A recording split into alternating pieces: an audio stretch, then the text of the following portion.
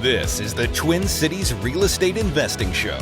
Real stories, real success in Twin Cities real estate. Join your hosts, Adam Tafel and Tim Swierczek, as they dive into the world of Twin Cities real estate investing. Together, they share valuable insights and practical tips to help both new and seasoned investors navigate the Minneapolis-St. Paul market. With a focus on relatable stories from real people, this show will empower you with the knowledge and confidence to thrive in your investing journey. Guys, take it from here. What's up, Tim? Hey, how you doing, buddy? Doing well. Little sleepy, but I'm hanging in there. Sweet. Yeah, it's been kind of crazy lately. We've been busy. Yeah, we're busy summer, and I'm having a busy end of the summer here. Yeah, we got a lot going on, man. And today we have Lisa Van Horn on the show. Lisa and I go way back. We've worked in restaurants together for a long time. I was her bartender back in the day. I've shaken lots of martinis for this woman. Nice.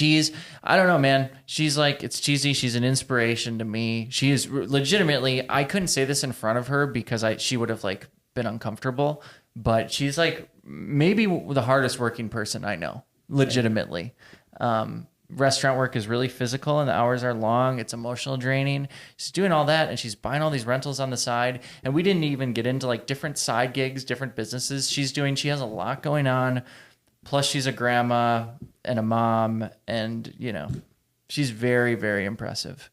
Yeah, I could definitely see that she, bootstrapped it, so to speak, and came up with a system that worked for her. And I like that we find different people from different walks of life. We've had several people who are in like tech, right, and stuff like that. But this is like we didn't get into exactly what she does in restaurant work, but like she's a worker, and she's waiting the tables, man. Yeah, exactly. And so like to see that, I think should be inspirational. I hope to others. So I think we shouldn't probably talk about it anymore. Let's listen to what Lisa has to say. Here's Lisa. One of the hardest parts of being a real estate investor is finding a decent property manager. Much easier said than done. I worked a 10-unit transaction earlier this year, kind of a complex deal, and John and the team at RPM Viking handled the management for our out-of-state mutual client. And I gotta tell you, these guys are professional, responsive, delivered exactly as promised, which is pretty unique in their industry by my experience. They are now my number one property management referral, and I'm proud to have them sponsoring the show. Thank you to John and the team at RPM Viking. Check them out at rpmviking.com. Investors, if a deal gets messy, call Network Title. They can handle the BRRRR, the 1031, mixed use, commercial, whatever it takes so you can close on time. Mentor of mine, guy who I really respect, Kirk Duckwall, says working with Network Title is kind of like having another personal assistant. That's how on the ball these people are. Network Title, complex deals made simple. Link in the show notes. Welcome to the Twin Cities Real Estate Investing Show, brought to you by Shook. Shook is the all-in-one platform to help you manage your rentals, built for real estate investors just like us. Shook features maintenance and expense tracking, including tenant-generated maintenance tickets and an IRS-aligned expense tracker. At just $5 a unit per month, it's worth checking out shookrentals.com. That's SHUK rentals.com, or booking a live demo in the show notes. Now, on to the episode. Yeah, I had a 6-disc CD changer. Thing was dope. Oh my god! What was your first car? I missed it. My first new car was a Volkswagen Jetta. What do they call that? What was it? A music edition? It wasn't GTX. No, it was GLX. He had the 6-disc. Yeah, CD changer. In 2000 or 1995 was a $20,000 car. No kidding. Oh my! So it was God. Yeah, that was definitely expensive. Yeah, I mean, other cars were like back then. By the way, you could get a new car for like 11 or 12. Right. You know what I mean? Like right. 20 or a Jetta, like a base Jetta. Sweet. Well, we're here with Lisa Van Horn. We're rolling, Lisa. Oh, okay, great. Hey, Lisa, welcome. Thank you so much for doing this. Yes, thanks for inviting me. Of all the guests we've had on the podcast, no one we will ever interview have I spent more hours with than you. Yeah, time We flies. spent a lot of Adam. time together over the years. Yes. Our history, just looking back, it's amazing from where we started and where you are today, too. So, Yeah, so we met because I was a bartender at Louis, and you come in and get your martinis after Yes. work. And then I got really sick of Louis. I went to La Grolla because you were kind enough to hire me. Best serving job of my life. If this whole empire ever collapses, La Grolla's an option. you're going to be hearing from me. Yes. But I bought that first house on Stryker. Yeah. And so, like, the title of this episode is going to be, like, Queen of the West Side of St. Paul, Lisa Van Horn tells all, or something like that. Because Lisa is crushing it in Riverview on the West Side. That's her thing. So I bought that house on Stryker, and then I'm in my alley, and you're, like, putting your trash out. And I'm like, Lisa? And it turned out we lived, like, a block away from each other. We were, like, basically neighbors. And you were actually kind of going for that house, too. Exactly. No, your offer beat my offer. Boy, I was so Were you mad. mad about that? What I didn't know was you at the time. Yeah. You know, and taking the trash out and seeing you, I'm like, of course, it had to be. It just had to be Adam. So anyways, yeah, that was 2015. Now it's 2025. Tell us a little bit about like just like your origin story, like growing up, where did you come from, and like what led you to think that you could be a real estate investor? Like what got you into it? Well, a long time ago, my grandparents were builders on the east side. And I was raised in a family of investors, realtors, builders, you name it. And growing up, I just watched their routine throughout my life as a child. And at the time, you don't think it's really something you want to do, but their hard work and determination is what I think was instilled in me. And years down the line, I wasn't sure that it was exactly what I wanted to do. But as I started to grow, I knew what I did not want to do. And I started following back to my roots with my grandparents and my dad. And they were selling off some of their properties and their apartments. They owned quite a few. And I was still a little bit too young, a little bit wet behind the ears, and wasn't able to take on that responsibility. I was a single mom. So after really establishing who I was as far as a single parent and feeling secure in what I feel I needed to do moving forward for my life and my daughter at the time, I wasn't so afraid to take that risk in real estate. And, you know, it's risky. It can be very risky, but rewarding. So I think what held me back most was the risk, the fear of being a parent and not being able to survive. So it kind of held me back a little bit longer than what I really wanted to do. So down the line, when I was more stable, is when I really initially started to delve into real estate and what that would look like for me, and wasn't afraid as much. Do you think that was it because you thought you had to live off of the real estate? It was. Was that the risk? The fear? Yes, my grandparents were more risky than my parents. If I would have listened to my parents all of my life, I would still be working 9 to 5, 50 hours a week, saving every dime I had, because your family worries about you. Oh yeah, Grandparents, my parents told me not to do it. For exactly. They do out of, concern and fear. And you have to kind of escape that. You have to kind of make your own decisions and choices. And I just kind of reverted back to when my grandparents had always told me they were in the Great Depression, and they really made their headway through doing what they had to do, and they were successful by it. So I kind of came around to their advice and not so much my family. Ironically, my family, this is an unverified story, but my grandfather said we used to own a whole city block in Chicago, and we lost it during the Depression. So he was anti-real estate big time. But yeah, so I've never verified the veracity of that. It was his father who owned the real estate, not him.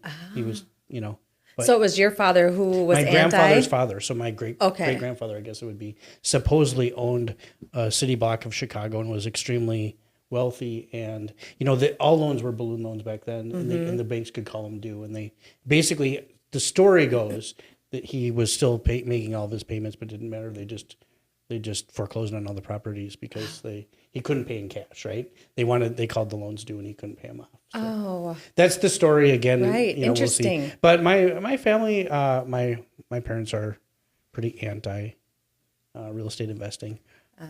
Yeah. They don't talk about it very much anymore, except for when my son decided he wanted to become a realtor. And my mom was trying to talk him out of it so hard. Really? What was her argument? What's the anti-realtor argument? He needs a stable income. Yeah. It's the same thing. Well, you got to remember, my dad was union, worked for the city union, right? So and my mom was a stay-at-home mom, became a server, right? But a Mark's Big Boy server, not a LaGrolla server. A prestigious Mark's LaGrolla Big Boy. server. Huge difference, by the way. And then she went into social service after we went to high school. She ran senior dining programs for Volunteers of America. So very, very much into stable and low risk deals, and they saved their whole lives, and they lived very frugally, and they have a great retirement now. They did everything right. They did the textbook. Yes. What you should do, right? So, but obviously, I'm the opposite of that, right? Yes. Yeah. Well, if anyone's kids could hypothetically, not that you're just going to support your kids, but I feel like a big reason for doing what I'm doing is like giving the platform to my children to really like take risks in life, right? And really follow their passions. Love that. Not feel like, I have to take on debt to do this. Right. Oh, I need to do this for money to be stable because I can. So you've built this incredible foundation for your family, and hopefully your son feels like he can do whatever he wants. I remember you telling me once, Lisa, about how your dad thought it would be just the idea of using equity in a property to buy another property, like blew your dad's mind. Right. And was like, how, like, Really? you're probably going to die,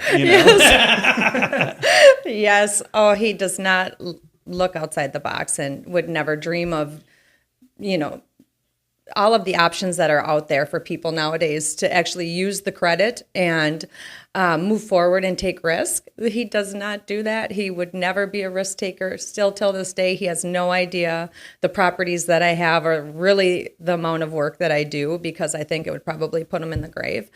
And he's very proud, but I think he doesn't really grasp what is going on, and I would never really sit down and get too deep with them about it. But I don't talk about it with my parents. I talk about it with my aunt, right? Right, Aunt Mary, right. shout out to her again. She's hopefully listening now to every episode, so we can say hi, Aunt Mary. yeah. Hey, Aunt Mary. Hi, Aunt Mary. Please subscribe, Aunt Mary. If you haven't already. Let's talk about the west side of St. Paul. Yeah. So is that the first deal that you That bought? is the first deal. Tell us what drew you to that deal. How did you analyze it? Why did you buy it? And then tell us more about what led you to the west side in the first place. So I moved. Well, I grew up in St. Paul. I lived in Woodbury for a brief time, and then I met my boyfriend, my now boyfriend. He lived on the west side, and it was kind of a little hidden area, the Riverview, Bluff area. I moved over there into a row house with him. And I loved it. I just loved the neighbors. I loved the greenery, the mature area, the street lined, I don't know, the older homes, the 1880 homes. Those are my favorite. And I love finding these homes and then making them beautiful. That was what I really felt my passion was in. And over there, these homes would come up for sale all the time. And I thought, I'm going to buy that house. I'd always talk to myself. But I never told anyone because, like we said, real estate is one of those things where people are negatively, I shouldn't say that. They're not trying to be negative, I think. It's more or less their concern for your well-being, and don't take that risk. It's not going to follow. It's just going to fall through. So it was just really one of those things where I always held back because everyone surrounding me was not on board with what I really wanted to do. So I just ended up finding this house over there and just buying it on my own. And I didn't tell a soul until it was actually. What year is this? So this was back. My first house was, I want to say 8 years ago. And it was within walking distance from where I lived. So that's how I ended up buying it. I wasn't brave enough at the time to really go out and start searching suburbs or anything for homes. But I happened to walk by it and it was for sale. And I said to myself, I'm just going to do this. And then I'll tell everyone afterwards. And then if I fail, I don't have to hear it. Not that I thought I would. Naysayers are kind of making me angry. Right. Is there like a little bit of sexism there too? Because I don't know, man. I know. People. I don't think so. I think there's a lot of naysayers in general. Right. Yeah. Don't do it. And even my friends were really not on board with it, just not to take the risk. And that's why I just kind of did it on my own. And so that's what led me to my first home. And it was a disaster, honestly. It was everything that everyone kind of told me it would be, just a nightmare. But I went to a lot of those real estate seminars and monthly meetings, and I was networking like crazy, trying to get feedback and information, and really educate myself on how I can be successful in this property, because it was such a disaster. It was an 1881 home, and anything that needed to be done in this house, name it. I learned how to do concrete. I learned how to frame walls. I learned how to do electrical. You just you go with it. And it ended up being really successful. So if you can survive the first one, I think you're pretty much on your way. Do you feel like, because I've always been really impressed with your knowledge and competence when it comes to, Lisa could just quit everything and be a general contractor if you wanted to. And you could. I probably could. Yeah. But did that come, how did you learn so much so quickly? From that house. Yeah, because just so many things went wrong? Everything that could go wrong did, whether it was concrete, So tell us a story so we can. And it's more meaningful to the audience if they, Sure. And be more specific about location too, because you have so many houses to keep track of. So I don't know. Phone rings, you answer. What happened? So I actually had my realtor call me. It was, at the time, the house was going for $100,000. It was so cheap at the time. You cannot buy homes for that unless they're disastrous. And this home was, but it really wasn't too bad. Just really internally, behind the walls, behind the scenes, it was bad. Sure. And it needed some cosmetic repairs, but not as much as I thought at the time. And you don't really know until you're actually doing it. So my realtor calls me. Well, I called my realtor and said, I'm going to I'm really interested in this property. Can you just kind of look into it and let me know your thoughts on, I'm going to take your advice on if this should be my first home to buy and flip. And we went and looked at it. And there was a lot of pros and cons, and like any home.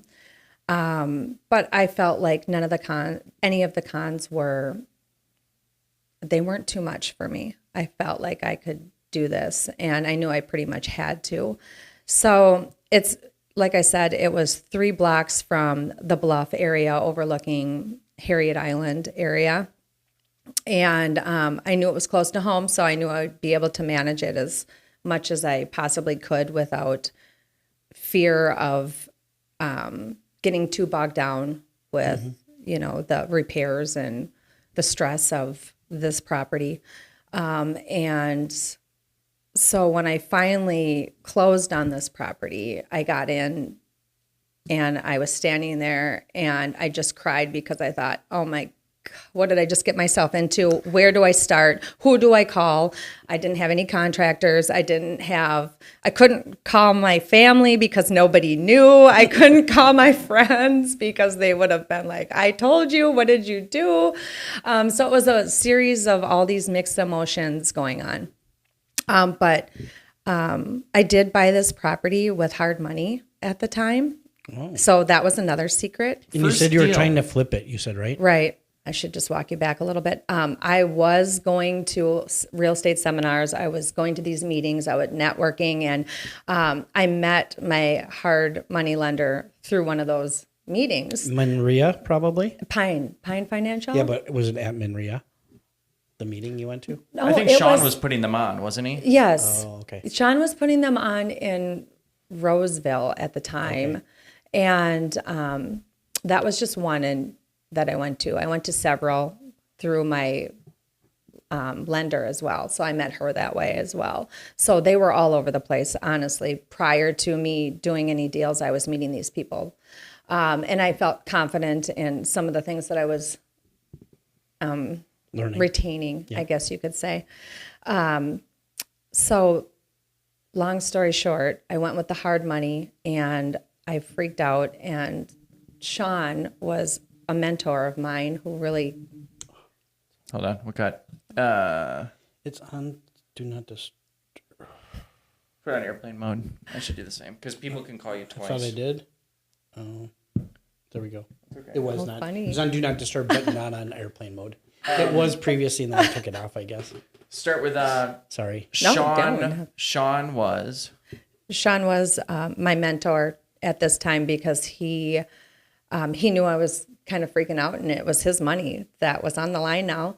And he was great. He truly rationed me into sanity during this time. And he always told me that if you can make it through this first one, and you'll really know moving forward if this is the path for you, because the first one is the most difficult. And if you can survive that, you can pretty much do anything in real estate moving forward. And I always took that with me because I thought to myself, I'm not going to survive this first one. I don't think I'm doing this ever again. It was so frightening. Well, and you might know this now, but maybe you just become used to it. But the most difficult thing to do in real estate investing is flipping a home. It's much more difficult than any other type of investment. Yeah, it's the most complicated. It requires the most amount of skill because you can't just have all your numbers right, but you also have to have speed, right? And there's fine tuning little things like, I mean, doing it well enough but not overdoing it, and just all the little idiosyncrasies. You have to be precise, right? Whereas on a long-term rental, you can over improve a property and still do fine. You can under improve a property and do fine. You know, long haul, provided there's cash flow, right? But none of that's true in flipping. Right. And just to clarify, that's totally correct. This wasn't a flip, was it? This was like a buy and refi? So this was, at the time, I was going to renovate it and rent it for a while. Okay, you said flip, so I thought you meant true flip. Well, sell it. it ended up being that.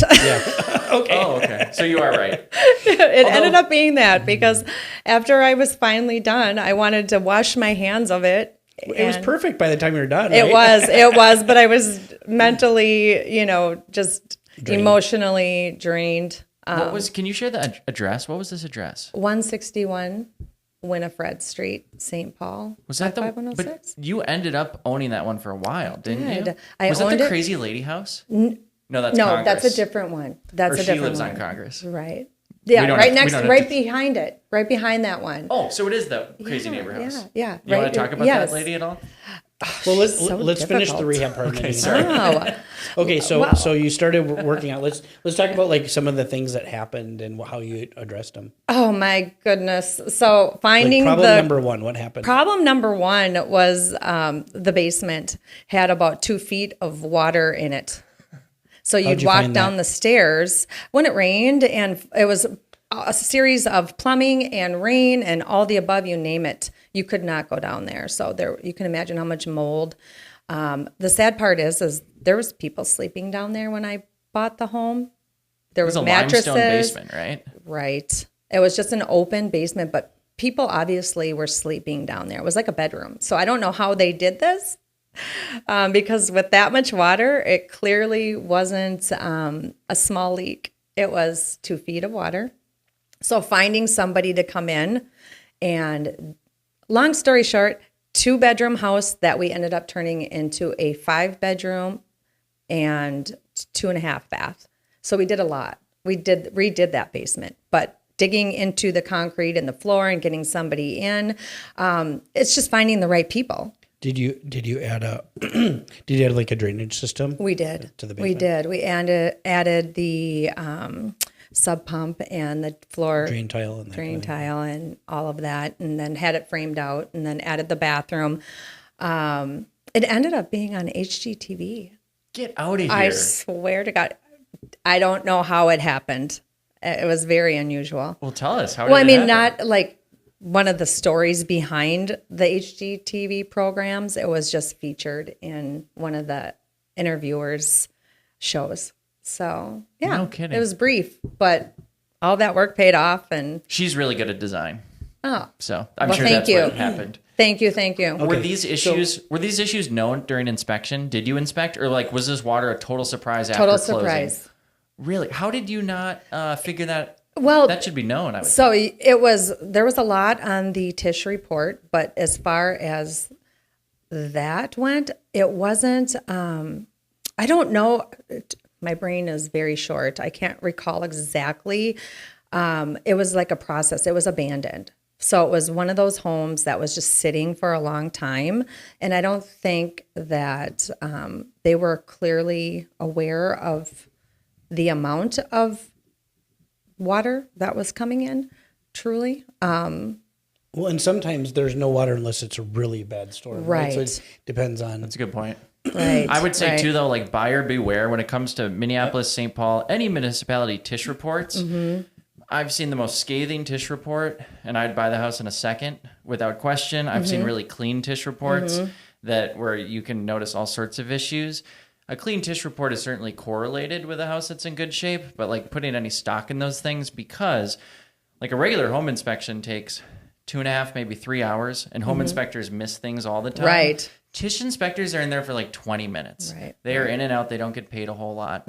So, Well, it's like every other home over there. You know, they're all 1880s old. I mean, back at this time, I remember there was quite a few homes for sale over in that area. But what I liked about this home for some reason was that it had a spiral staircase in there. And I was like, I love the spiral staircase. And Sean, my hard money lender, was like, wow, you bought a house with a spiral staircase. He was not enthusiastic about I it. would think the exact opposite. Yeah, I would that's never what he want. I thought. mean, unless it's some sort of cool A-frame, where only kids go sleep in the upper. Yeah. Oh, I just thought it looked really cool because it was pretty open. So when the staircase was there, it was just like, oh, and I'm like, this is it. And little did I know. So it was one of those things that you just, being, inexperienced really played a role in that house. So. Okay, so you had more than one problem. Do you remember problem number 2? Like Electrical. Electrical. Nothing was grounded, obviously, in the house. I mean, you do find that a lot, but we opened walls and moved things around. So you have to make sure everything's safe. I mean, that was the key. Plumbing. And because we added, all the plumbing was old, we had to replace that. The roof needed everything. No gutters. So it was leaking down the That's where the siding, water was coming asbestos in, yeah. siding. Yeah. I mean, there was just windows. We touched every part of it. It could have been a brand new I heard $1 you say million asbestos home. siding. Did you replace the siding or did you just paint it? We just painted. Yeah. And we did some wood cladding on some of it, decorative cladding on there. can we So, talk yeah. numbers a little bit? Yeah. What did you buy the home for? What was your original budget? And then what did you end up spending on the reno? As good as you can remember. So we ended up buying the home for right around $100K. And when I first looked at the home, I thought I'd be spending $50,000, $60,000 just to kind of come in and do like some nice touches. But then the water happened. The electrical was a disaster. So all of this turned into double. We ended up spending another $100K, which in hindsight really wasn't that bad for what we ended up doing. Mm-hmm. But Sean was telling me at the time when I was doing my SO report, my hard money lender, you're crazy. You're not gonna get this house done for 50, 60 because it's impossible. He obviously walked through it with me, and what I thought it would cost and what it really cost was unrealistic. Which I'm going to just interject there. I've found, this would be be good short actually. But I found in the Twin Cities that that's actually really common. If you go to an experienced hard money investor, they will actually warn you of things to look out for. Yep.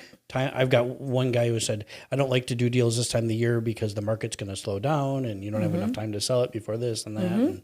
And, so they will do things like that. And I've had them just double check me and say, yeah, based on your experience, I think you can get it done for that. But we think that's a low budget, but we think you can make it happen, you know? Because a hard money lender, unlike your agent, unlike a regular lender, unlike a contractor, really, they're the only person who's in it with you throughout. Yeah. Absolutely. And it's their skin. It's like Tim, well, you know, a random lender is not going to be at sleep at night or, you know, lose sleep at night if somebody quits making their payment. Right. And you're probably only going to get that level of care from a local lender because just when they get like non-local, they just don't know, right? They don't know the area. Right. They don't know the labor costs the same way. I mean, they would have a clue if you said it's 25,000. Right. Like, you know, heck no, right? Right. They're not going to know the difference between 60 and 70,000. Right. You know, something like that. Well, he was great. I mean, he bless his heart, because had he not given me that money or had some sort of faith, I guess, or trust, you know, Did he give you the extra? He that you did. went over? Yes. Did you have to call him back up and ask for it, or was it already I built in the did. budget? I had to walk through it. We really did. He knew it was my first deal. He was waiting for the call. He was waiting for the call. He was very supportive, and we established a relationship from the meetings. So, you know, he knew I was just really inexperienced in this, but really wanting to move forward and really be a hit with the real estate. And I mean, with all of the homes in the area, because we had talked so much in detail about what my goals were. And he was very supportive, and he still is till this day. So I could reach out to him anytime and he would guide me. Yeah, so plug Sean Bloomquist. Bloomquist, Pine Financial. Pine Financial. Google his name, you'll find it. Yeah, he's great. Let's finish the numbers on that. So you're basically 200 in. What's the square footage at the end of that? And you said it's a 5, 2.5. I'm going to try to guess the value here. It's actually 4 in a den and then 2.5. So I want this is to 2017 say pricing, right? right. Well, she didn't sell it until right. I when? sold it about a year and a half after. Okay, so not too long. Because it took long to get it done, because obviously I wasn't very speedy. But then I did have a renter in there for a brief time, and then we ended up selling it after that, which I still wish. Now I look back and I wish I would have kept this house. But I was Imagine how I feel about Stryker. I know. I sold that for $220. Oh, I want to kick you for that. Honestly, because I was just sick of showing these people houses. Yes. Like, not really, but this poor couple who I really truly cared about, they were cousins of one of my long-term clients and friends. They were getting outbid and outbid and outbid. Yeah. And they were even going into neighborhoods where I'm like, you know, I could tell, I'm like, I don't think this is the right call for you guys. And I'm like, well, I have this house. And I've told this story before. I was under the impression that if I'm buying at the top of the market, I need to sell at the top of the market. So dumb. But yeah, I sold that house for $220. And it felt like really clean because I bought it for $120, sell for $220 approximately. But yeah, that house is probably worth $310 today, $320. Definitely. People, I'm sure, haven't touched it. But I'm guessing that your place was probably like 2,000 finished square feet, like 1890 or something, right around there. Okay, right around there. And it's a 4.2, but man, I got to go back to 2019 pricing. So I'm going to guess that you sold 2.5. it. What's that? 4, 2.5. Oh, 4, 2.5. Okay, you sold it for you're 200 into it. You sold it for 340. No, not that much. Really? Right. What'd you was get? 280. 280. What? I know. I might, but I was happy. Well, I was so happy. I probably could have had more, but that was. Well, no, I'm sure you got what you got. I mean, what was it? Allie, was Lilja your agent? That's your problem, yes. right? That's your problem right there. Just kidding. Yes. She sold it, but we had so much interest. I bet. And I remember she's like, Lisa, there's a wait outside the front door to get in this house. I'm like, sell it, you know, and she did. So she probably would be able to remember a lot more about the dates. Well, I'm probably just way off because I'm living in 2025 right now, and this was a longer time ago than I'm thinking. Really used to, yeah. Yeah. Right. All right, so that was deal number one. Yeah, deal number Let's two. What about deal number two? So deal number two, because I still lived in the neighborhood, I would always hit up my neighbors who are investors, and I would always ask them, if you're ever ready to sell your property, come find me. I am interested. And so the next deal was a triplex, and it was a neighbor, 2 houses down, who ended up taking on this project by herself.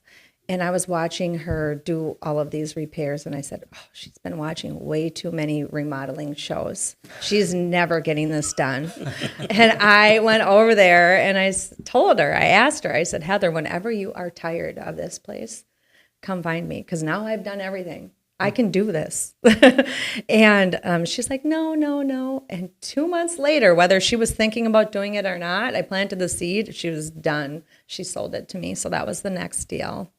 And it's so what year is this that you bought it? So this was about maybe 2 years after. No, After not you even. sold, or It after was you bought, like, after I sold the other property, because I didn't have any properties at the time when I sold that first one. Okay. I wasn't on the move because I was still shaken by the stress and everything else that I had gone through. But then I healed and I was ready to go again. And now I'm back in the saddle. And so that one, and then I had another one on Congress, which was 3 more blocks away, which was a single family. And all of those were done in the same year. So now I'm cruising because I was able to hard get past money on that. both? No more hard money. I was able to actually do all of the others on my own, except later down the road, I did another hard money deal. Well, and the place, the triplex is the one that's like 2 houses down from your home. Correct. Right? I think that's Yes. relevant information. Yeah. And everything you're buying is in like less than a quarter-mile radius. I know. Which is so smart, I think. Well, I'm kind of a freak. I like to drive by and spy and do all those things, because my intentions, I can't help it. I put my heart and soul into these properties, and my intentions are or I shouldn't say, I do a little bit of both. I like to renovate and sell, and I like to hang on to them and rent. And I end up hanging on to them after I'm done. I don't know what the problem is. I can't let them go, some of them. And I have sold others. But right now I currently own 7 properties that are triplex, duplex, single family in the same area. So like I said, it's easy to circle around the block and make sure everything's okay, and kind of creepy. If you guys missed it, if you want to spy on Lisa, she lives at but just look at a map of St. Paul, find the west side of St. Paul, and then Google Maps, it'll show Riverview, and then look at like the tippy part of that triangle where the river makes a triangle. And it's the nicest part of the west side, and that's where Lisa's taking over. And you said you overlook Harriet Island area? Right? Yes. Can you hear the concerts? Yes. You It's don't like go the there. state fair when they have those events in front of my house, because all the traffic comes up there and parks. Okay. And I was there. Yeah. at The yacht, the Minneapolis Yacht Club, was it, or Yes. Minnesota Yacht Club, Yep. whatever that one was. Yeah. Yep. Everyone comes up the hill and parks in front of my house, and truly is like the state fair, but it was great. It's nice to see things happening down there. So Good for the area. yes, very good for the area. The people are great. So talk to us about I think we like to kind of talk about a little bit about avatars of who likes to live there. Like what, in terms of renters, specifically, like who do you normally see? Young couples. Right now, I just rented out a 1-bedroom to a 25-year-old professional who's coming into her career. They're small, but they have a lot of character, and they're clean, and they're updated, and they're safe. And the neighborhood is safe and mature. So you have a lot of young families there, but you have a lot of retirees as well. So you have a mixture, and it's still affordable. I imagine it's not an area. I don't know. I don't know it, but just from where it is, I'm guessing it's not an area where people are just going through. It's almost so you have to go there, right? Like You do. You're not like traveling through to get to somewhere else, Right. So you don't have that kind of Traffic. traffic-based problems. Exactly. You don't. But I'm finding that I see people in cars just driving by looking through the neighborhood. There's a lot of that going on now because it's basically a little hidden nook. There's a nice park and it truly overlooks the city. So you have the most fabulous view of downtown St. Paul. What's the park called? Prospect Park. Oh, really? Okay, yeah. So we get a lot of that. And a lot of the homes are, on Prospect Avenue, there's a lot of homes that are similar to Summit Avenue homes that are a little bit bigger, very old in character, but well maintained, tree-lined streets, quiet. I think that's when people are looking for when they move to St. Paul. So we get a lot of that. And you get a few blocks over and then you find most of the homes are smaller, older, but more affordable. Still need a few updates, but in great condition. And Are there walkable restaurants and stuff like that in the area? Yes. Like what sort of restaurants are over So there? there's a lot of Mexican restaurants, a few Cuban restaurants. There's a brewery, Wabasha Brewery. Mm-hmm. There's a coffee shop. There's parks and trails. So we're close to Cherokee Park. So if you cross over Smith Avenue, where the High Bridge is, there's another big park over there. You can walk your dogs. It's safe. There's basketball courts. There's a lot over there to offer, but yet it's still quiet and you're so close to the city. And I think that professionals, young people like that feel because you have a little bit of versatility as far as you have yard space. So you can still have that outdoorsy feel, but yet walk down the street and grab yourself a beer or coffee or, whatever else you might find you like. And what are 1, 2, and 3 bedroom rents in that area? Now we are in St. Paul, so rent is a little bit higher. A 1 bedroom at our place is going for, and it's 550 square feet, but it includes. It's pretty small. Yeah. It is small, but includes laundry, trash, water, everything but electric, and it's going for $1,200.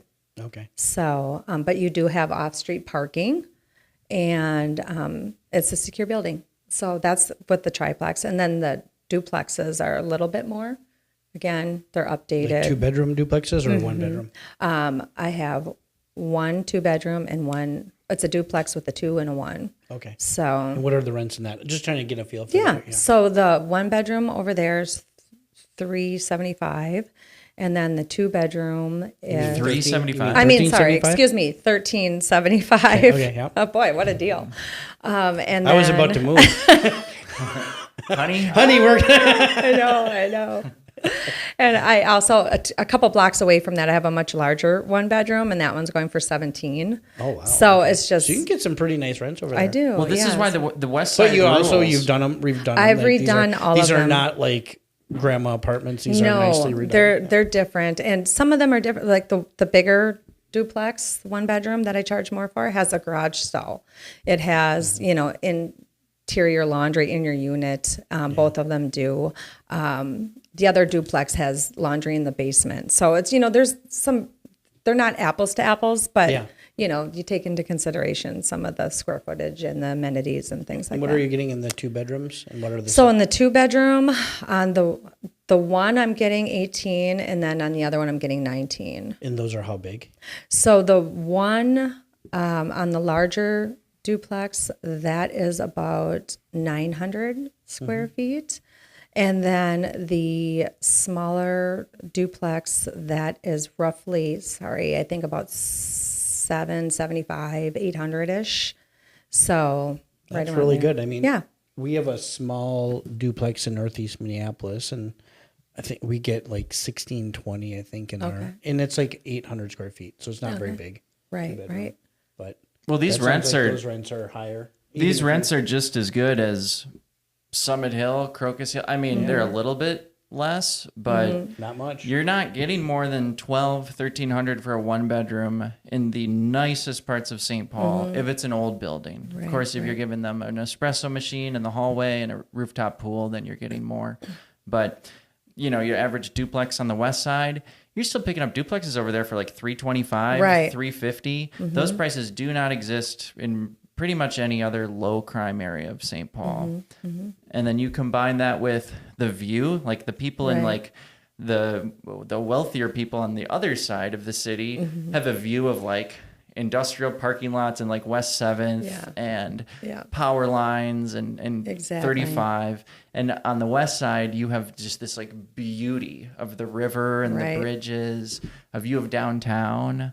I think You're that's the awfully draw. close to downtown too, right? Oh, Well, yeah, yes. and Although- somebody who's relocating, if you're looking at Google Maps and you're going to work, I don't know how many people still work in downtown St. Paul, but probably a good Right. amount. They're like, you could barely get any closer as the crow flies, you know? Right. So, yeah, I've been preaching West Side for a long time for like new investors in St. Paul. There's almost no better area. Really, it's the truth. It's Yeah. still attainable. You can still do it, and you don't have to charge an arm and a leg. I don't want to have to charge, more than what I need to pay my bills and, be successful and keep it up and give them a nice place to live. That's my goal. And take care of my properties. So I have investment for my kid, my grandkids, my daughter, things like that. So we really stay on top of it. And there's new rentals going up all over the place. You manage everything yourself, it sounds like. I do. Yeah. I really do, because that's one of those things where, like, I like to drive by. So, I manage them. But then I stay on top of it. I know what's going on. I stay very connected with all of them just because I like to make sure things are taken care of and updated. I've learned the hard way. Who does the yard work then? Is it the tenants, or do you hire it out? No, or do we you do have it? a company. Yes. Yeah.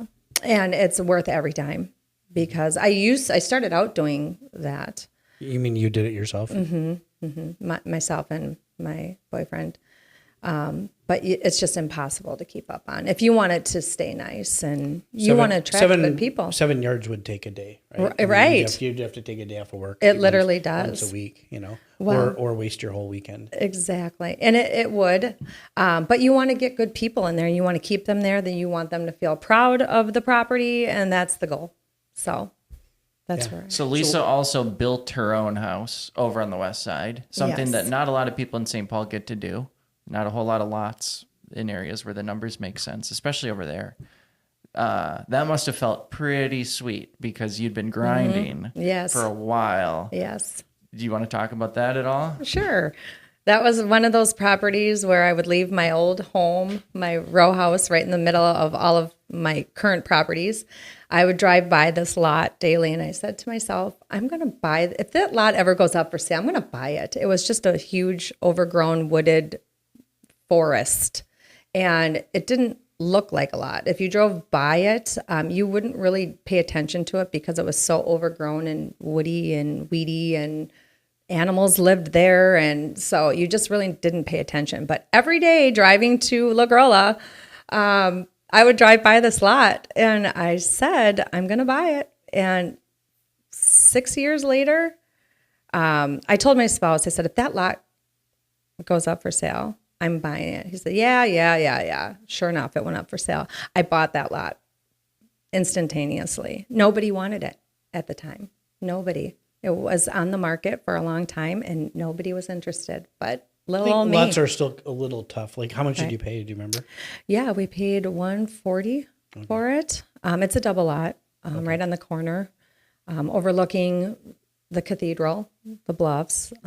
It's beautiful. Yeah, we got a really good deal. I don't know how it happened. I think it was just saying it to myself every single day. I'm going to buy that lot. I'm going to buy that lot. And sure enough. What was the list price on it? He was actually selling it. It had been on and off the market, I guess, for a while. $220 is what he originally started. But wasn't getting any offers.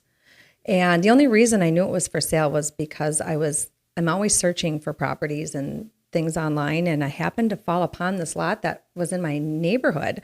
And I thought, well, where's this lot? And sure enough, I zoomed in, and it was that lot. And so I reached out to him, and that's how we got the ball rolling. And I was very fortunate because it had been sitting again. So he had lowered the price significantly. And then we settled on the $140. And I got it. So, and then from that point on, then I said, okay, I guess now we have to build. So let's figure that out. And then COVID was 2 years later. We sat on it for a couple of years because I was not planning on building a home at all. It was just luck. It fell into my hands. I wasn't sure what I was going to do with it. Am I going to build a home? Am I going to build a investment property? What am I going to do here? Decided to build a home and then worked on it for a few years, and then COVID hit. And so we got it done right around that time. So I'd love to be invited over someday. yes, Let me know. yes, I will have you now. I will definitely have you now that we're situated. 5 years later. Do you have any, do you want to talk about any like career stuff? Like, do you ever think about, so you still work at the restaurant, and I'm sure that's a really great financial situation for you. Like I said, the best restaurant job ever. I think what a lot of people don't talk about for people who want to get into real estate investing, like the dirty little secret is, well, most people, you know what, you're going to have to work your butt off. Yeah. Probably at a job and save a lot of cash to pull this off. Yeah. And that's probably been a big part of your success, right? Just being like a super hard worker. You have 7 properties. You're still going to a shift at the restaurant today. Yes. Yes. Would you like to comment on that? Because you love it though. You like the restaurant. I do. Yeah. I do. I like, there's a lot of good perks that come along with that. The people one, truly the restaurant industry has allowed me to network with a lot of people. I've borrowed money from those people, for my properties. I've met those people where I've acquired relationships where they've grown to trust me and who I am, and were willing to offer their assistance. So the restaurant has been a blessing for me in so many ways, as well as financially. It's close to home. It's convenient. I'm very good at it, and I like it. Could I quit and 100% dive into real estate? I probably could do that, and I probably should have if I was maybe a little bit younger. But now I'm kind of content with what I'm doing. I don't want to feel like I have to be on the grind. I like the fact that I can work on my own, at my own pace and my own schedule, and not lose money. Like with the hard money situation, you're on time frames, you're on schedules, you're doing all of these things. And could I do it? Sure. Anyone can do it. I think if you're really, really wanting to. It's so rewarding. It's so much fun. And I personally love it. It's in my blood. And anyone that feels that same way can do it. It's just really prioritizing what you need in your life. I'm a grandma too. So there's a lot that holds me back from really just diving into real estate because I spend a lot of time with them, or want to spend a lot of time with them. That kind of eats that up for me. So that's kind of where I'm balancing out the restaurant versus my business and then my personal life. So it's just really finding what works for you. Yeah, I really saw that. I've been feeling similar to you for the last few years with my kids, and not grandkids yet, but my kids, and realizing they're leaving. So yeah, you can change. There's seasons to life, and you're in a season right now where, who knows? Like there might be a period where all of a sudden you decide you want to go harder, and exactly. maybe you don't. Exactly. They're still little, so it's one of those things where having a child is great and it's fun. And don't get me wrong, I love my daughter, but I love my grandkids, so I really, really want to. I didn't get to spend much time with my daughter growing up because I was grinding all the time and working really hard, and I miss that. So this is where I try to get that back from. So, well, and you've certainly dove into real estate. You know what I mean? You have 7 properties. Yeah. You've done how many deals? You're so I mean, thank you. It's going to be really great. In the show notes, maybe you could send us a few of your listings. Yeah. Just so people can see your design, the design elements. Yes. Like that bathroom you did at that house in Congress we sold for you. Oh, yes. So freaking cool. She did this feels like a Greek Mediterranean vibe with can you describe it? It's concrete everywhere on the walls, but it looks amazing. It's one of those things where, like I said, I love the design. I love transforming things, making them beautiful. And, instead of removing tile and replacing all of that, there's other options out there. And when you're on a budget, you'll find these things, Pinterest, HGTV, catalogs, magazine. I'm all over the place because that's what I love. So was this some sort of a troll on Yes. product that was kind of like a Yep. paint and mortar in one kind of deal? Well, I've seen that before. Yes, it's like that, but you don't paint it. It's more or less like it's actually made for bathrooms, so it's waterproof. You can seal it. It's like a skim coating of like a concrete micro plaster type situation. I had never Probably done has it. some sort of expandability in it, right? So for hot and cold. Yep. It's for that. There's different products, so you really got to be careful when you're doing this. Just don't go and grab a bag of cement and try to do this. Yeah, you it's might made get for this purpose. Exactly. You could probably get away with it. It wouldn't hold up. So you really have to do your due diligence in finding the right product. But I had never done it before, so I thought I'm going to try it on this property, and it turned out a lot better than I had thought it would, and I will use it again, definitely, in a couple other properties that I have coming up. So We'll try to get. We should. It sounds like that's sold, but let's make a note to get that so that it's in the show notes, right? Yep, I got. You I can got go right over tile. Lisa's listings written in here, but then I'll also put. That was on 64, Congress? 32 Congress? What was it? 30 something, right? Oh my gosh, It doesn't matter. 81. 81 Congress. Yes. Yep, that's it. Yeah, that was a cool house. Thank you. White floors. Would we do that again? Yeah. I don't know. Probably not, but the hardwoods that were there were all mismatched, different sizes, everything. Could I take them out? I probably could have splurged and done it, but I didn't have to. So I'm excited that I didn't have to spend that money. It worked. It worked out, Adam, thanks to you.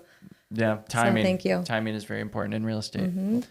I'm a little bit. I would love to go back for at least a few more minutes and Yeah. wrap up your Sure. like what you do for your management. So I think that'd be valuable for people to hear. Yeah. Like when I got to 7 units, not 7 properties, but 7 units, I found that like that was a lot for one person.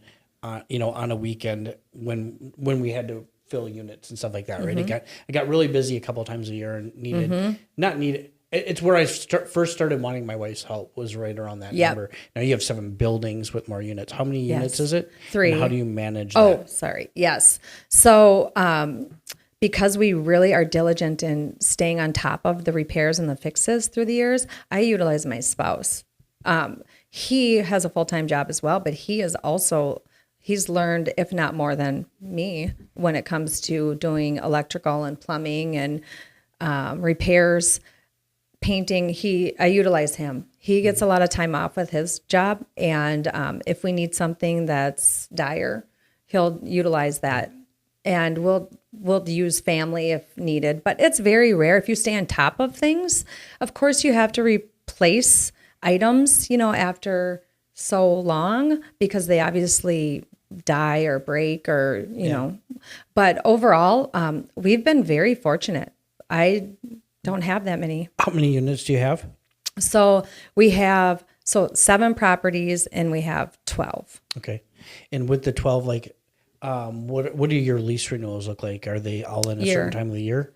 Do you spread them out, or are they kind of bunched together in the summer? Or what does that look like? There's a few in the fall and a few in the spring. So they're all different because I purchased the homes and repaired them at different times, but they're year leases. I don't do less than that. I do 2. I have people that have signed 2-year leases, and most of my tenants have been there for years. So I've been very fortunate. Do you ever kind renewals? Like, are you just bumping it up a little bit or keeping the rent very stable, or what do you do? The rent is stable. I do hike it up, not a lot, $40, $50, it's worth it to me to keep the good people there that are taking care of my properties is valuable to me. Trying to having them move out and for an extra $50 here and there isn't worth it to me. Yes, taxes are going up, expenses do go up. So I do raise them a little bit, but not enough to where, it's going to really harm or affect somebody's quality of life or living situation. Like I said, it's more valuable to keep the good people there. And at some point they will leave, but for the most part, they're happy. So. And St. Paul does have rent control, but I just heard from another investor, the guy who Jordan is selling a duplex for him on the east side right now. I keep hearing from people more and more often that like, oh yeah, I applied for the variance and I got it. you know? So if you do end up, I was only raising the rent so much, you have a vacancy, I think applying for that variance to get up to market, it feels like they've been pretty tame. Adam Witter and I went through it once, and interesting. it was very simple, the process. Really makes you, whatever, I'm not going to go off on rent control right now. Yeah. Right. That's a whole nother also- podcast series. Well, and that $50 a month too is like worth when you're working as much as you are and you have a good paying job, your sanity and your time becomes so much more important than like, I could have squeezed another $75 a month out of this tenant and raised it $125 instead of $40. Right. But that's like a couple hours. That's like an hour of work Right. for you in a month. So. And carpet cleaning is somewhere between $17 and $25 a month for the year, depending on how big the carpets are. Yeah. So No like carpets. if you're turning it over, that would be an expense, right? So like and then if you've got to do any amount of painting, we used to be able to do that cheaper if you're hiring it out, because we don't do the painting, right? If you're hiring it out, you could be adding easily $40-$50 a month there, but for sure 25, right? Right. So you're easily adding you're saving $40 a month on your renewal that year by not doing that work, right? Right. And then if there's any other odds and ends that end up happening that you have to do, you're probably just pushing those off, probably not saving money. But you could legitimately argue that you're saving $40 to $70 a month by not turning it over. Right. You know, Right. right. So you're charging an extra 25, but you're netting.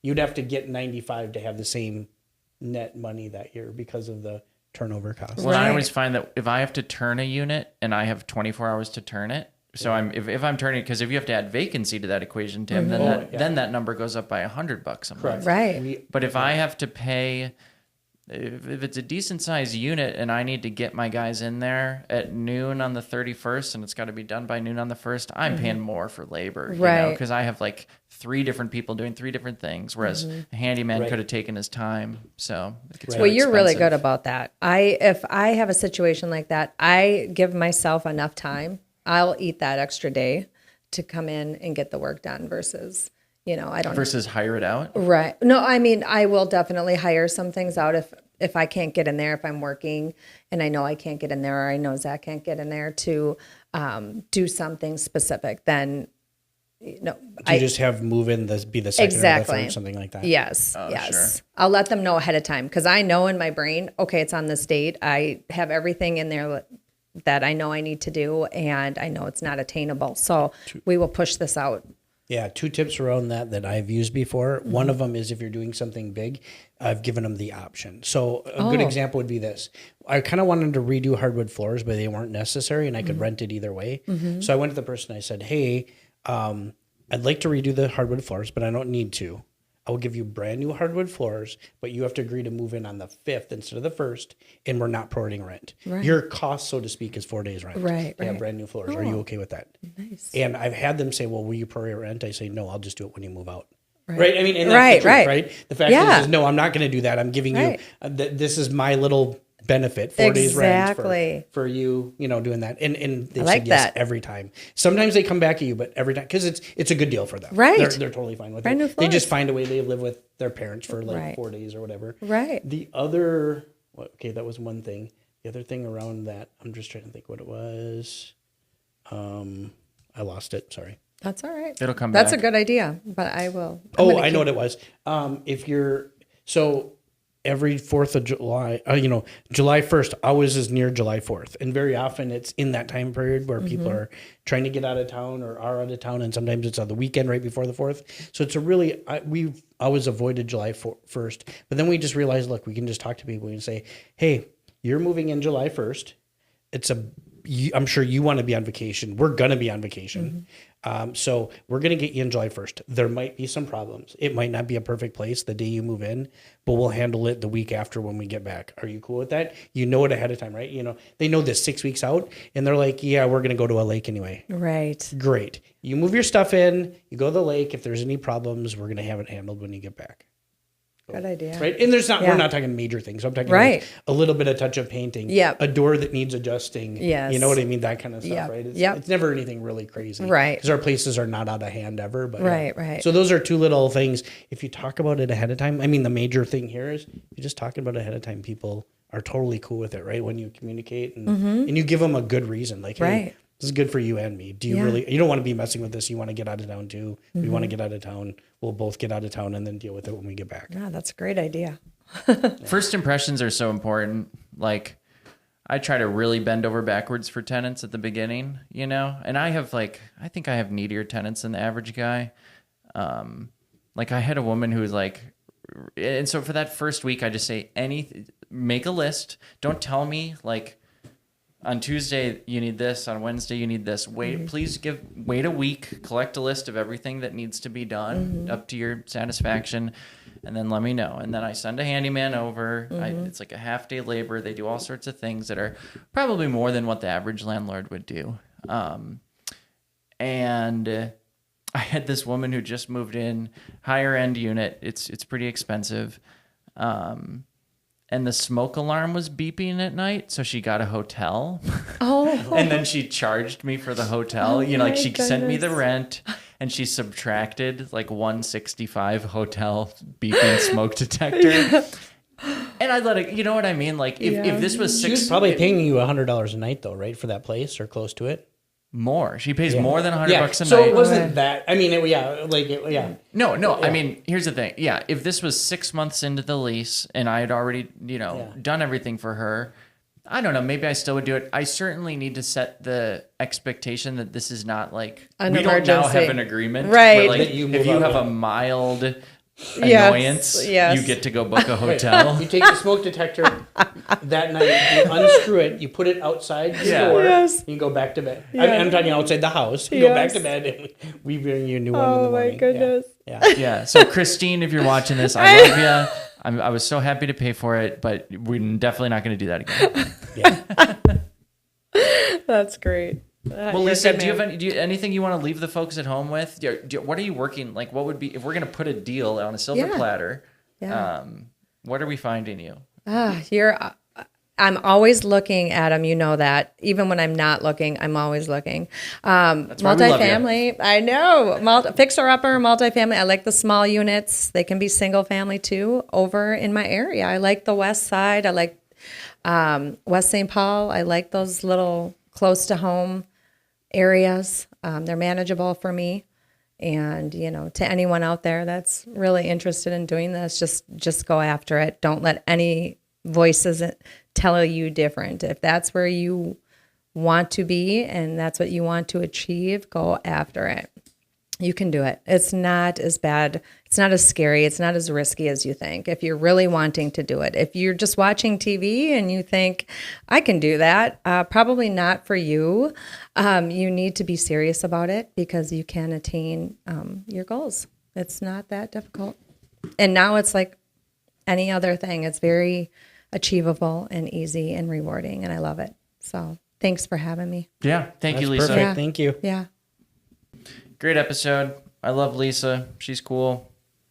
She's inspired me. I should, it's like whoever we talk to, I'm like, I should buy a place over there. I should buy a place over there. But the west side of St. Paul is pretty special, man. I like those numbers that we were talking. I mean, obviously she bought at a little lower price point than you can today, but even you said you can still get a place for $350.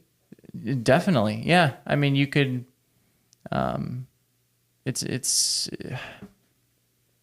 trying to think. I was actually just doing a CMA for somebody, a friend of the show who I won't name is considering selling a duplex in Cherokee Park, which is a little bit different, probably arguably like Ottawa and Cherokee Avenue are like the premier of the west side.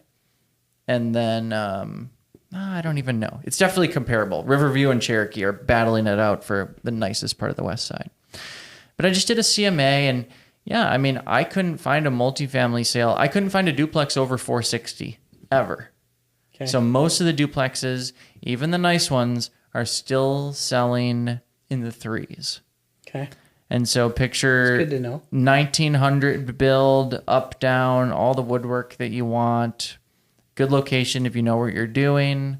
Yeah, price to rent ratio far above the rest of the St. Paul. Well, let's do an episode just on West St. Paul. I mean, that's one of the beauties of this, right? Let's dig deep on that. The west side of St. Paul. Sorry, the west side. Yes, because West St. Paul. Common is misconception. different. Yeah. I said it wrong, but I do know the difference. Yeah. West St. Paul is its own municipality. Yes, it is. The Sorry. west side is St. Paul. But yeah, it was great to catch up with Lisa. I really enjoyed that episode. Awesome, guys. Well, hey, please, if you're listening to this on YouTube, throw us a subscription and a like and a share or a review. You guys may have noticing more of us on the internet. And so if you see us, throw us a like because that helps quite a bit. We're throwing a lot into the show right now. Yeah, and things are going good. We're at over 4,500 downloads total, just on the podcast, not including YouTube. So that's great. I mean, we're happy with that number, and it's growing. So please share with your friends and share with other investors. Sounds good. Thanks so much, guys. Thanks, See you bye. later. That's it for today's show. You can visit the Twin Cities RealEstateInvesting.com website for show notes, tips, tricks, and other local real estate investing information. Adam and Tim would like to meet with you. To schedule a one-on-one meeting with either Adam or Tim, go to TwinCitiesRealEstateInvesting.com/schedule.